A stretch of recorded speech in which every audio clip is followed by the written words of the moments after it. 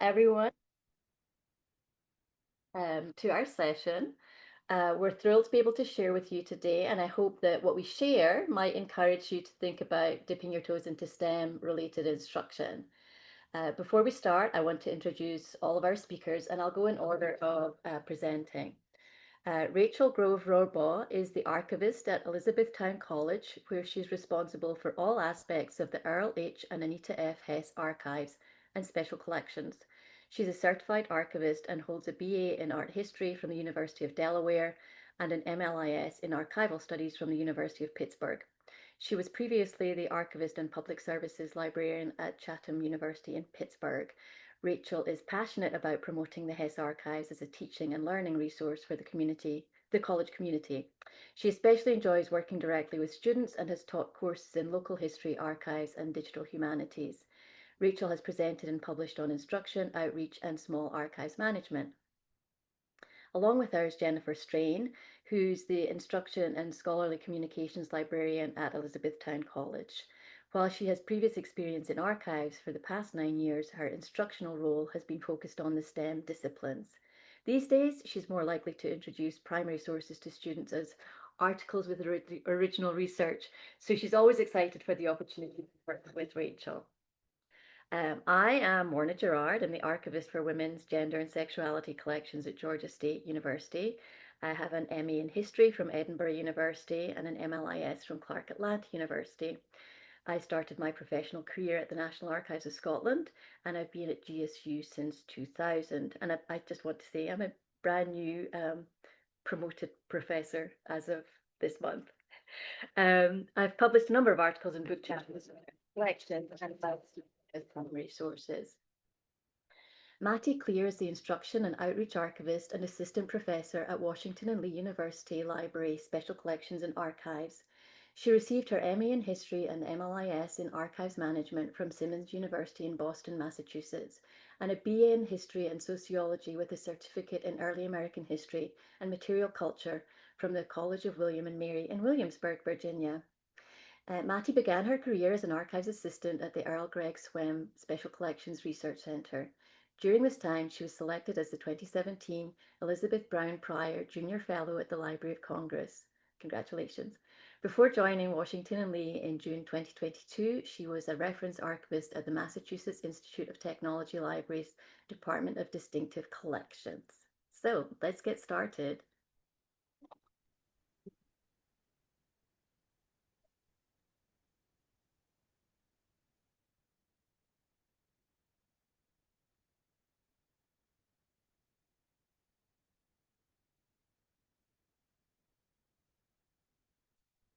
All right, I'll start with Elizabethtown College's land acknowledgement. Elizabethtown College recognizes and respects the fact that our institution is located on the Susquehannock people's ancestral homeland. While there is currently no Susquehannock people or community, we recognize the historical and cultural significance of this land. As an institution of higher education, we endeavor to honor and respect the Indigenous people who once inhabited this territory. As an institution that strives to foster the values of human dignity and social justice, we extend our gratitude to the Indigenous communities that have cared for this land for generations. We are committed to recognizing and learning from your contributions and history, which are integral to our collective narrative. All right, as Morna mentioned, I'll be presenting today with my colleague, Jennifer Strain, who's an instruction and scholarly communications librarian. We're excited to share a fun collaborative session that we've been working on for a short amount of time now, but are excited to continue to do. So our title of our presentation is Plain People, Complex Molecules, Teaching Biochemistry with Amish Periodicals in the Archives. So just a little bit about Elizabethtown College. We were founded in 1899 by the German Baptist Brethren, now known as the Church of the Brethren, here in Lancaster County, Pennsylvania. Elizabethtown is primarily an undergraduate institution, and around 1,800 of our 2,100 total students are undergraduates. We do have a low student to faculty ratio, 14 FTE'd students to faculty. And then eTown is very focused on service learning and experiential learning. And the college's motto is educate for service, which is grounded in the belief that learning is most noble when used to benefit others. We uphold the values of peace, nonviolence, human dignity, and social justice. And so many of these values overlap quite a bit with Brethren values still today. Um, so I work primarily in the Hess Archives and Special Collections here on campus. The Hess Archives was just founded in 2014, but the college has been collecting archival materials for decades. This collection brings together the college archives and then collections that are focused on Anabaptism and Pietism. So groups like Amish, Mennonites, Brethrens, and related groups. We are a pretty small staff. I'm full-time in the archivist, and I am the only full-time staff member in the archives. And there are at this point now only 6 full-time professional librarians, including me, Jen also being one of them. So in spite of being a solo archivist shop, we do have a pretty robust archival instruction program. We have gone from a high of about 25 sessions in the archives per year pre-pandemic to a low of just 5 in 2019, 2020, which isn't surprising for a variety of reasons. We've rebounded our archival instruction in the past couple years. This past academic year, 2024, 25, we were back up to 19 sessions for the year.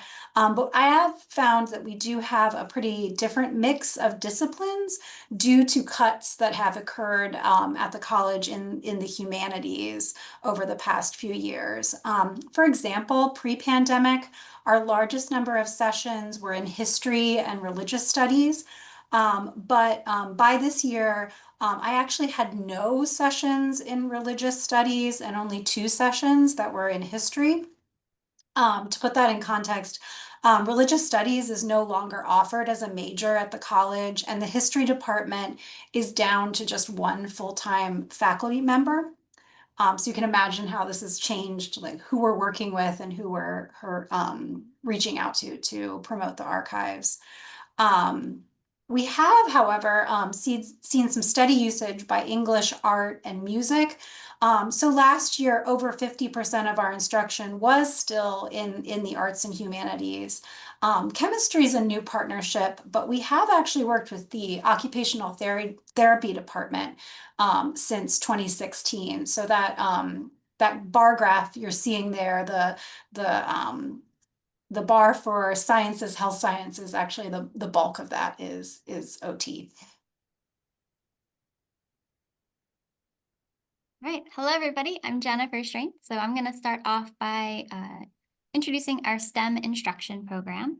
So we have about 21 sessions per year that I would classify as STEM instruction. And if you exclude our first year seminar, which is its own monster entirely, STEM instruction takes up about 40% of our total information literacy instruction. And this includes our regular sessions in Bio 111, which is our introduction to biology, and Chemistry 214, which is a required second year chemistry course. And I mention those 2 specifically because the class we're going to talk about today is a biochemistry class. And so almost all of those students were also in the library for Bio 111 and Chemistry 214, so they have previous library experience. We're also scaffolded into our occupational therapy and physician assistant programs, which I mentioned specifically because, as Rachel mentioned, she is part of that scaffolding into our occupational therapy program. The course she joins is a graduate level course on the history of their profession. We also do some instruction with engineering, psychology, and math. Although, as far as I'm aware, we haven't done any primary source instruction with those programs just yet. So we can move on to the next slide.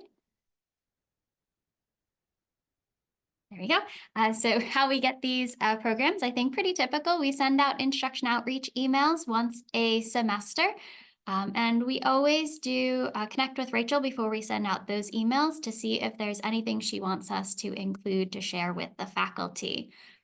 We also participate in new faculty orientation, and I think this is going to be a theme that you hear from all three of us, that we have the best luck with connecting with new faculty. So for our orientation, it's required for all new faculty, takes place over the summer. And actually, some years they do the entire program, like located in the library, but they at least always spend at least one afternoon with the librarians, where we set up stations throughout the library and they circulate so that they can hear each of us talk about our specific areas. And one of those areas is the archives. So the collaboration that we're going to talk about today actually started from new faculty orientation in 2023.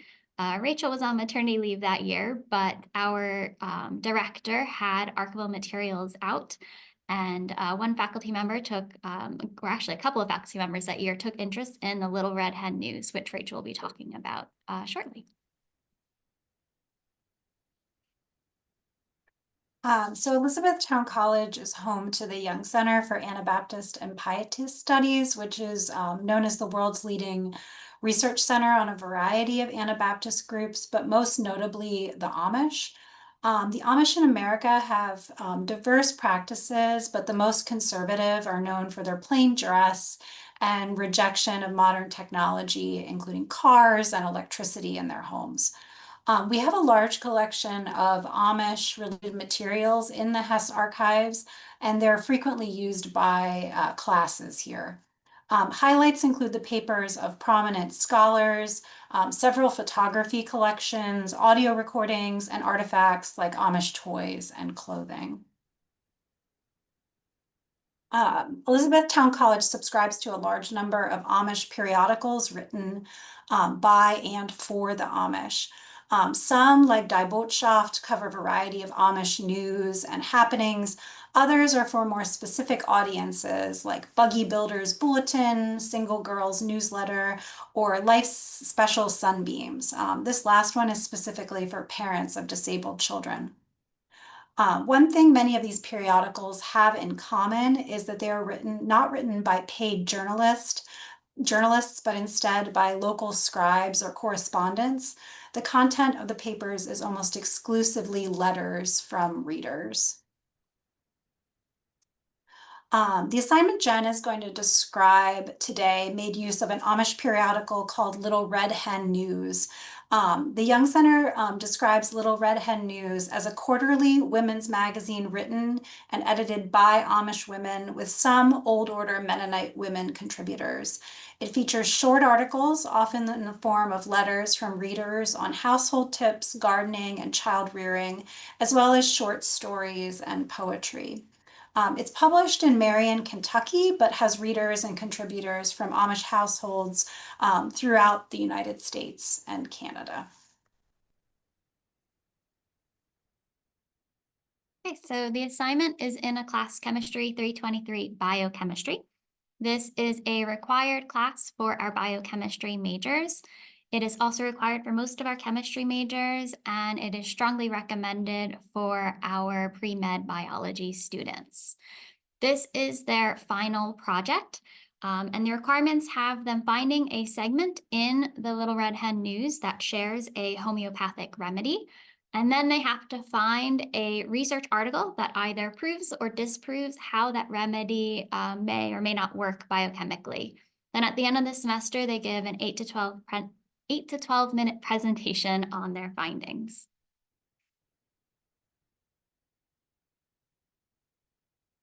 Next slide. There we go. So this is an example that we use during class of one of the homeopathic remedies. So Sadie King writes on dealing with earache. She says, "I want to share what we like to do for our son Jonas's severe earache. We usually put garlic oil in his ear and rub all around his ear with garlic salve, and then yet rub his feet well with garlic salve, especially the tips of his toes. His toes are often really sore and touchy, but it seems to relieve the earache somewhat to rub them." We can continue. All right, so for the session itself, we start off with a review of the databases. And as I mentioned, most of the students have seen me already to talk about chemistry and science databases, but I usually take the temperature of the room just to double check that. But the last 2 years, we really did end up focusing just on the medical databases, which the students hadn't had experience with yet. Then I do a demonstration of searching for garlic's potential medical uses. I show the students that if you search specifically for garlic solve, you're not going to get any results whatsoever. However, if you search for garlic and inflammation, you will actually find a good number of results that talk about whether it actually does have a beneficial effect on it or not. After that, Rachel introduces the Little Red Hen News, pretty much very similarly how she just did it today.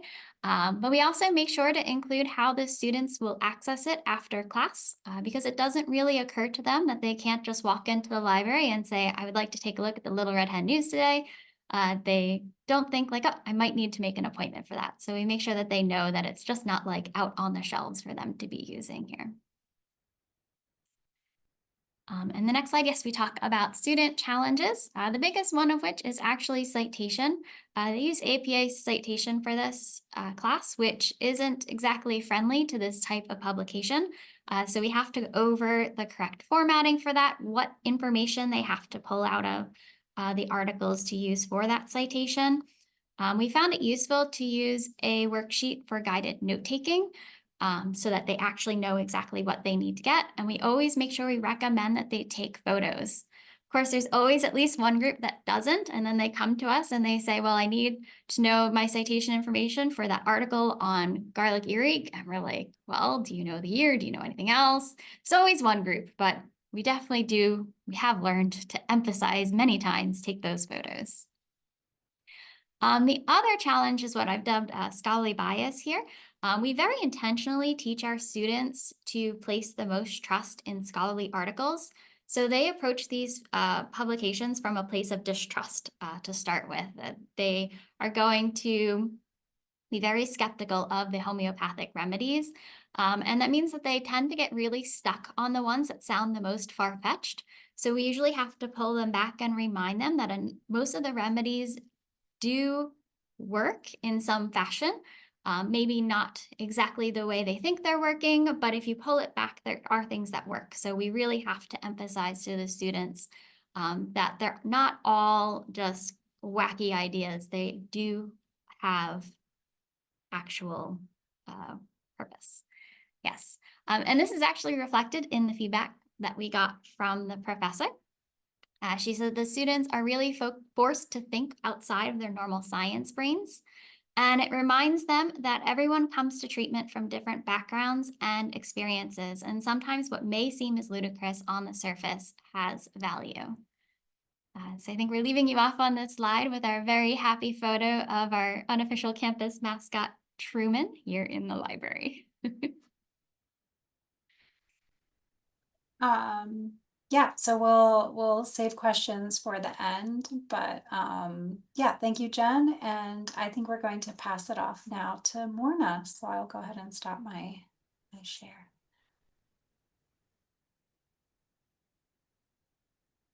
Can you all see my slides? Yes. First of all, I wish Georgia State had a mascot just like that. Oh, Lordy. That would make people very, very happy. I am going to start with a land acknowledgement statement. We acknowledge that the GSU campus sits on the land of the Muskogee Creek people, where the Muskogee Creek people lived, worked, produced knowledge on, and nurtured for centuries. In 1821, the Muskogee were forced to relinquish this land for the plantation economy of Georgia and other profitable ventures that continue to benefit many Caucasian Georgians today through generational wealth. We recognize the sustained oppression, land dispossession, and involuntary removals of the Muskogee and Cherokee peoples from Georgia and the Southeast. We recognize that to heal these societal wounds and advance our nation to a brighter, sustainable future of peace, liberty, justice, and equality for all citizens, we must know the past and its effects on the present. We seek to understand and support with appropriate action the needs of Indigenous people living in our community, state, and nation. We support reparations that would best suit the needs of Americans' Indigenous people. Furthermore, we acknowledge and celebrate the wisdom and values of America's Indigenous heritages and the many contributions of Indigenous people to our country and to the world. Doesn't want to. Hang on.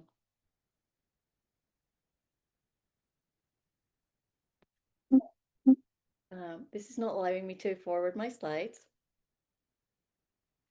Can I, hang on a second.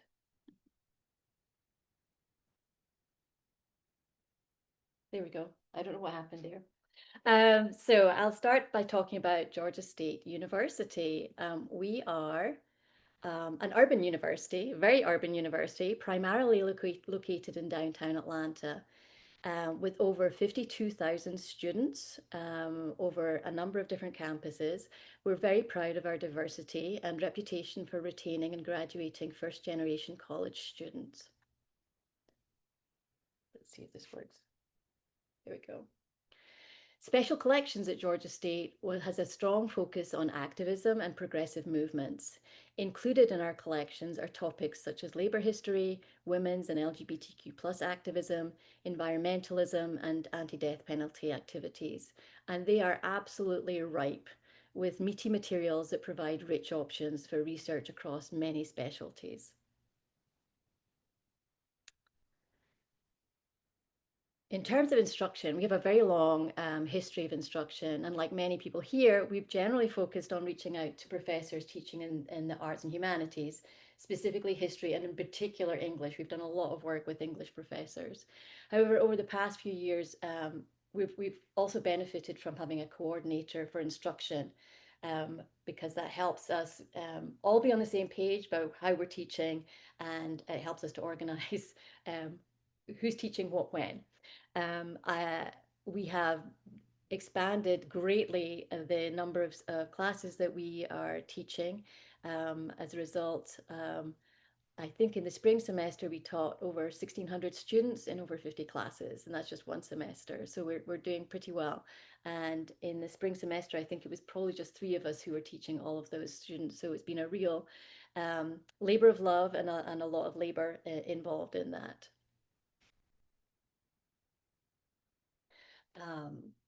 I want to talk more about STEM, however, and it's one of the things that I think is important to consider is developing personal relationships with professors, because that's a really good way of encouraging them to become involved and allow you to work with their classes. And this is exactly how I was able to begin working with public health at Georgia State. I started out working with Kim Ramsey-White. We had a relationship outside of teaching.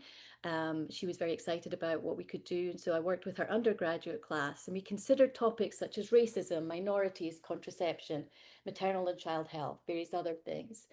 I then worked with another public health professor, Donna Jo Perry Smith, for her graduate class in teaching just a single session on age-related materials in the archives.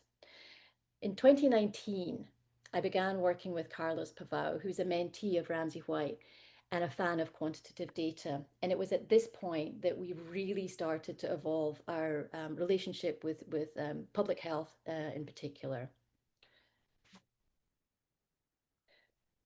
Carlos was excited to partner with me in a long-term teaching experiment, which was very exciting, with 2 of his classes, Health Equity and Disparities and Introduction to Research Methods. The curriculum was designed to follow the public health core competencies created by the Council on Education for Public Health. And in his own words, I'll say, Carlos wanted the students to participate in experiential learning principles by developing research topics, exploring original data, and analysing the data to better understand the socio-contextual factors that can impact their understanding of how primary and secondary sources can fit together within a research project. Now, Carlos cares passionately about his students' success, and he wants to set his classes up to thrive in future professional roles. So he requested that the final product for each student would be a poster that could be presented at a professional conference. Generally, public health students use published materials in their research, but archives was really inviting them into sort of the real lives and experiences of real people, which was really profound. So for the first semester, I met with Carlos's students twice formally, introducing them to the archives, providing guidance for their upcoming research. I also attended some of their classes, particularly the ones in which the students shared or presented. And this enabled me to get a real sense of their progress and their issues. And this was basically our sort of like where we're starting from, how do we improve from here? So as we got to the end of that class, we reassessed what happened and how we could improve. And so based on that, we adapted our lesson plans to fully embed me in their classes and embed the classes fully in the archives. So I created a very, very full research guide filled with exciting options for research in 18 different topics.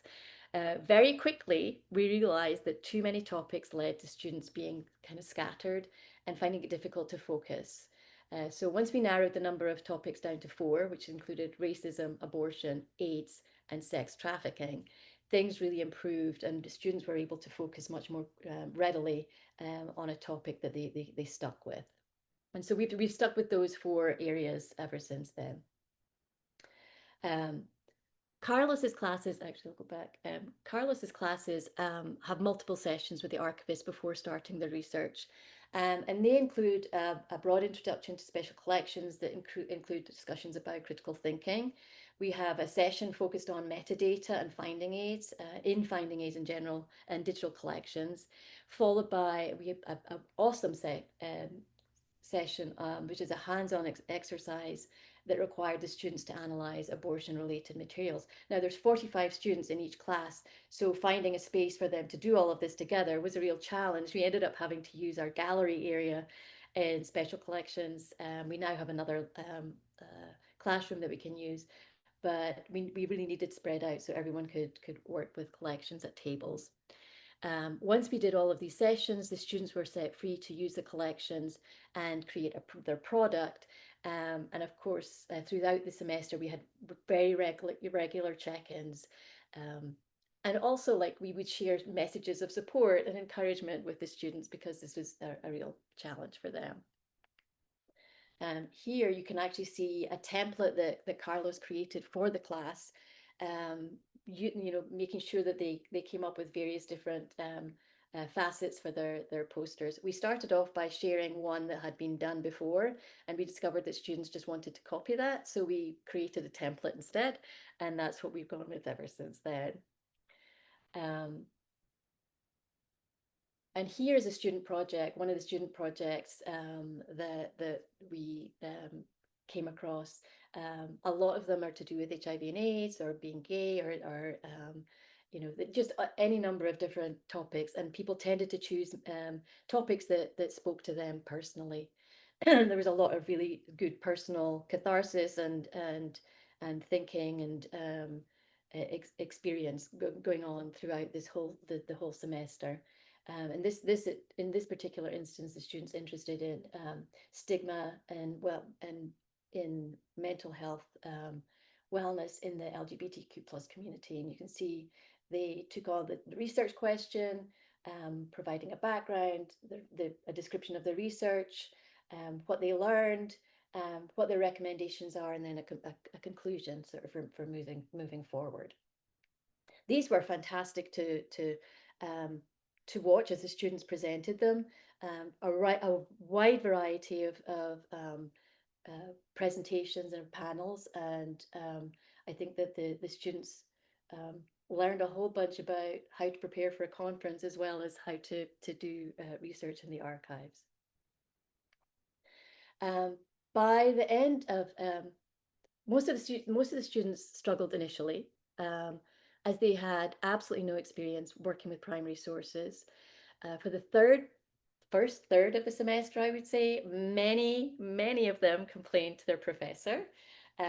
However, as they immersed themselves in their work and gained experience using the collections, they really began to open their minds. And there are some, here are some of the responses that we had. By the end of each semester, there were always a few students who just hated the whole experience. And then there's always a few students who do that in any class anyway, so we weren't too worried about that. But most students, as they reported out and wrote their evaluations, told us how valuable the experience was, that they felt that they were better researchers, and really importantly, in my mind, they felt an emotional reaction to the materials that they used. Many of them actually were very angry because they were learning about real people and real life situations that highlighted inequities and challenges that marginalized people face. And this was exactly what the professor wanted. He made it very clear to them that they would be much better public health professionals if they could humanize the work that they're doing. Um, Lessons learned. There were a lot of lessons learned. STEM students generally don't have the same basic understanding of primary sources as arts and humanities students. So it's really, really important to lay the groundwork, especially, describing what archives are and how to use them. Um, I think it's really important to have step-by-step processes to explain course materials. And we actually discovered that using videos was a really good option. Short videos telling students how to do different things that help them engage with the archives. Short videos, that's the important word. They don't like long videos. The nice thing about these videos, they're available all the time. So if students are working at any time of day or night, they're able to access the videos. Um, Opportunities for check-in are really, really important, especially as well as the encouragement that we did. And just as Jennifer and Rachel said, citations were a real challenge, and I think a lot of guidance with citations is important. We have a whole section in our research guide about how to cite. The bigger challenge comes when they used during COVID, when we had to go to an online version of this class and everyone was using digitized collections. Citations with digitized archival materials is even more complicated than just with general archival materials. So that is a real challenge. Moving forward, I'm very excited about where we're going to go. However, Carlos has been a victim of his own successes in student success, as he's been promoted to a position that's deeply involved with that. And as a result, he's teaching less and doing more administration. However, this spring semester, we persuaded another professor to work with us, thanks to Lisa Valland, who had worked with her. Lisa's our labour archivist. Lisa had been invited to be an advisor on a dissertation, and so she had made some more built some more bridges into the department. And so there were about a dozen graduate students, I think, in this class. And we were only, because it was the first time we met with them, we were given a one-time opportunity. It was a 3-hour class encounter. And we actually took the bulk of the time to talk about, talk about and analyze abortion-related materials. I was a little nervous about how things would go, considering the moment that we're in. But the students, they responded tremendously. We're very excited about this new whole world that was opening up to them of potential research materials. The professor, by the end of that class, was hooked. She's particularly excited about the fact that we document domestic violence organizations, because that's an area of specialization for her. So moving forward, we may introduce that into the mix of our topics. And I think that we'll probably have engaged another potentially long-term collaborator. We do plan to reach out to other professors in public health, though, as well, and other STEM focused departments. And we have some thoughts for future collaborations. For example, engineering, you can explore urban planning, the history of local building projects. Chemistry and biology, you can explore issues of environmental justice. We have a lot of those kinds of collections. And we have a lot of nursing collections in the labour archives. So we can talk about the history of nursing, race, sexism, things like that. So we're very excited about moving forward, and I can't wait to hear about um, any questions that you have when we're done. Thank you.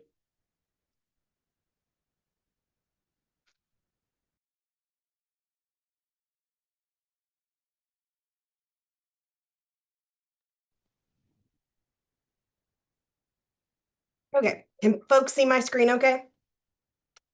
Yes. All right. So hi, folks.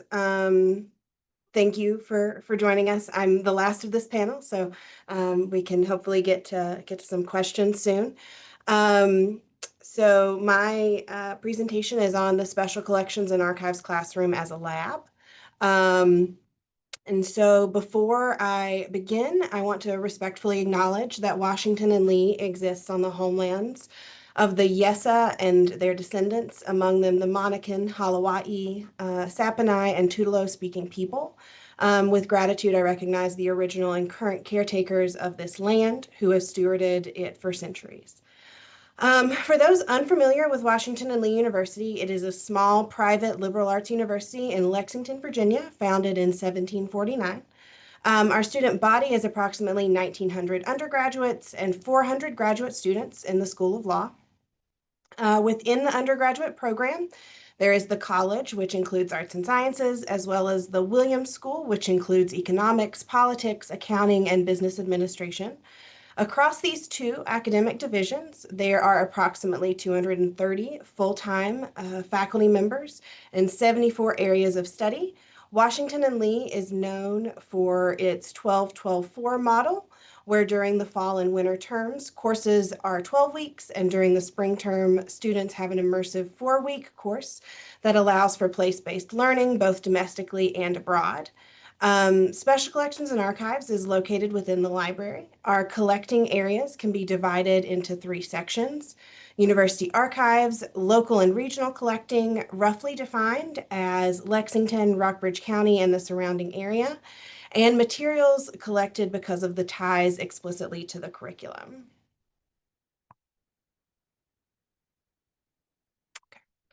I joined Washington and Lee University Libraries in 2022 as an archivist. Following the hiring of our new Associate University Librarian for Special Collections and Archives, my title changed to Instruction and Outreach Archivist in 2024, which has allowed me to focus more dedicated time on our instruction program. With my onboarding in 2022, we began to more consciously collect materials in support of the curriculum and engage in more targeted outreach with faculty members. The Special Collections and Archives instruction program prior to 2022 existed to serve a select number of disciplines within the curriculum. Additionally, it functioned on a show and tell model where classes were lectured and shown materials on a single table while not being allowed to handle or deeply engage with the materials. With my transition to Instruction and Outreach Archivist in 2024, I have been able to focus on our program holistically and think critically about our engagement. This has allowed me to transition our instruction program from one that prioritizes a show and tell model to one that prioritizes active and experiential learning.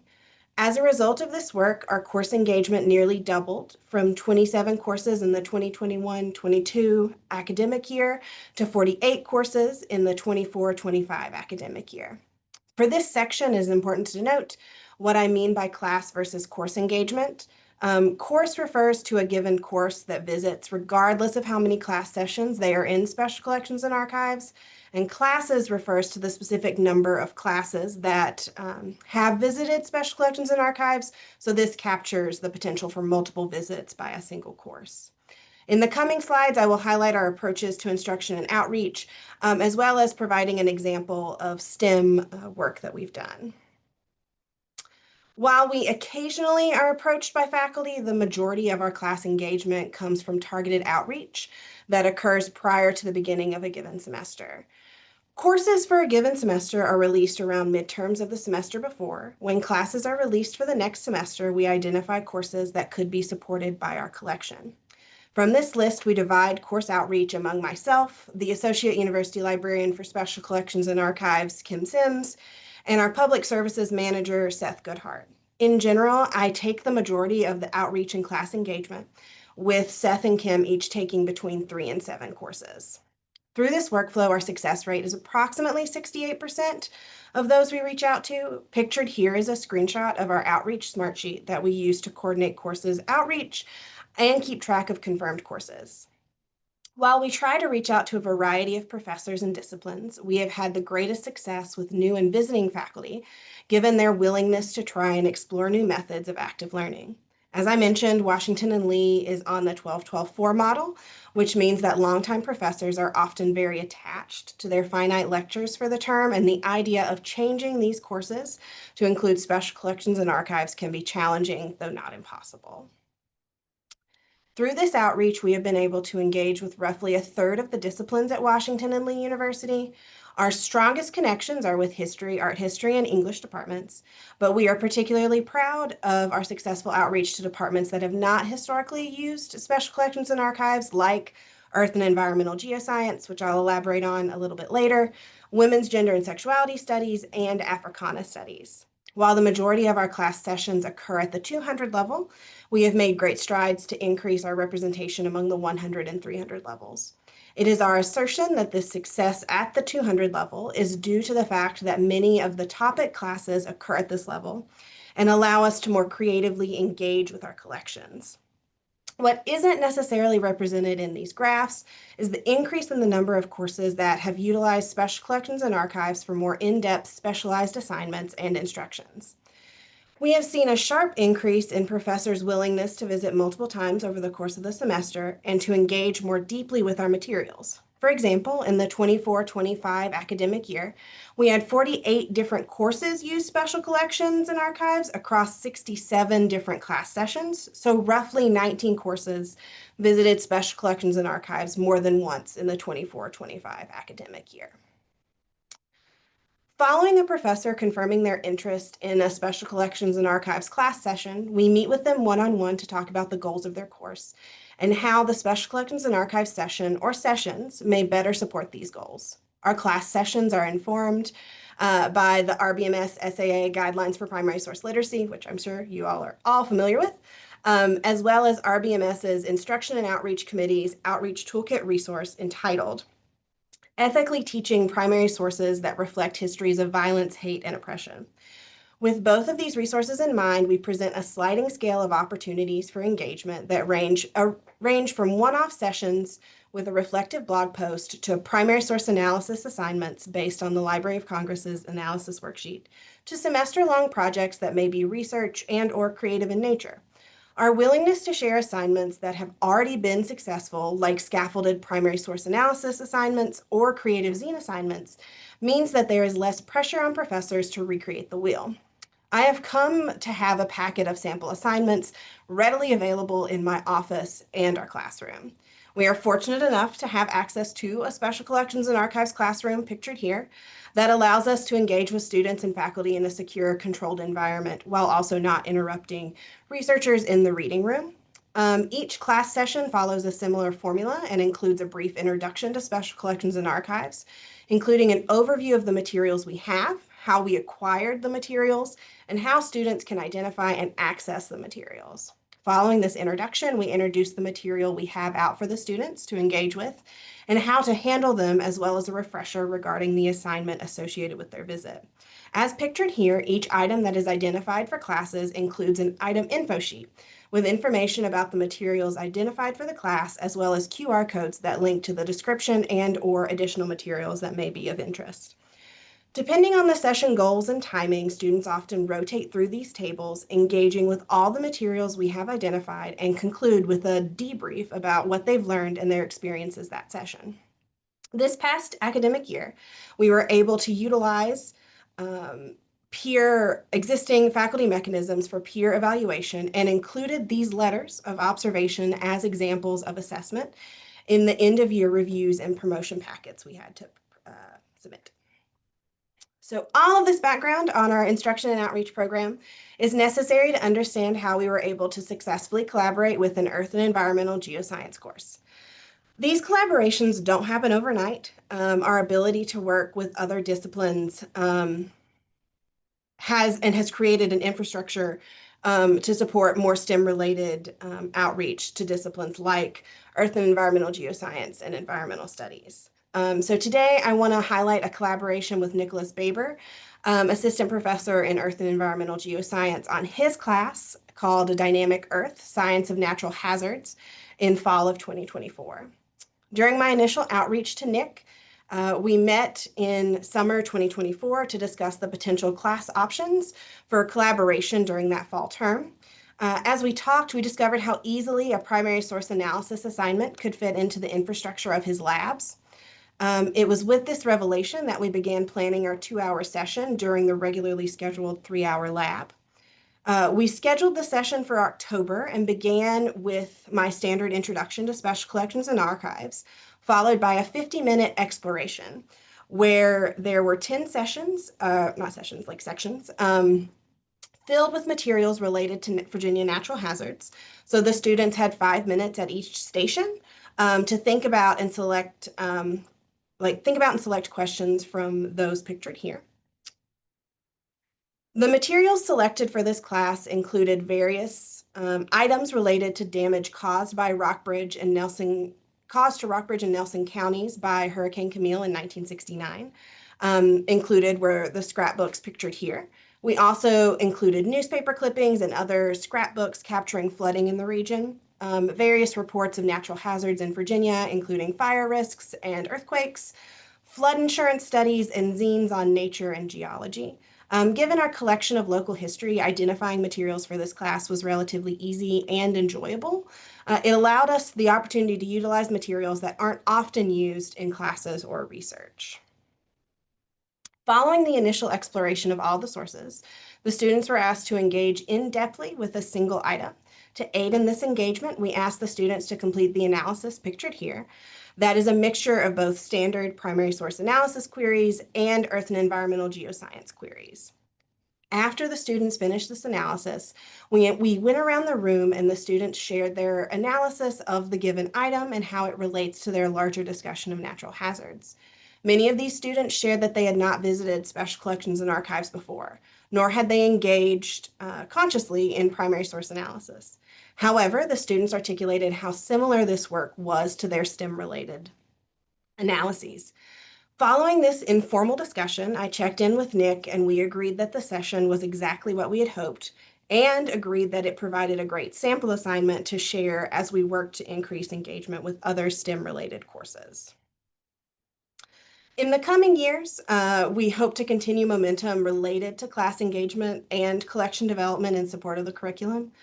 We also hope to implement more methods of evaluation, including student feedback, to ensure that we continue to serve the students to the best of our abilities. With regards to STEM, we hope to expand our course-related outreach and think creatively about the ways in which we can continue to support those professors and students. And that's all for me. Thank you all for listening. I'm the last panelist, so I'm going to click out of sharing my screen, and I look forward to hearing any questions you all have.